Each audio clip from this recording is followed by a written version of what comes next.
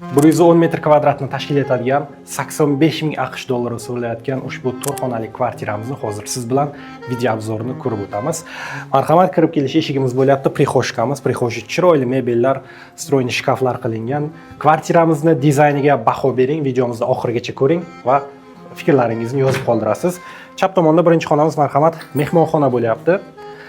Studiya ko'rinishida ta'mirdan chiqqan planirovkamiz, chunki mana bu yerda chiroyli bar qilganlar oshxonamiz qismimiz bo'lyapti. Oshxonaga alohida kirish ham bor. Keling, qolgan xonalarni ham ko'rib o'tamiz. Kvartiramiz Samarqand shahrining eng ko'p so'raladigan rayoni, ya'ni vokzal rayonida joylashgan. Shunday yo'lning ustida, marhamat, ko'rishingiz mumkin. Vokzal Karavan supermarketining shunday yuqorisida bo'lyapti. 8 qavatli domning 8-qavati.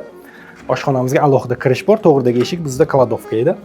Xo'p, bu yerda kvartiramizning yotoqxonasi bo'lyapti. Ko'rishingiz mumkin. Bemalol barcha jihozlar qilingan, dizaynlariga e'tibor beramiz. Aytib o'taman, bu kvartiramiz mansarda turiga kiradi, ya'ni oxirgi qavat hisoblanadi.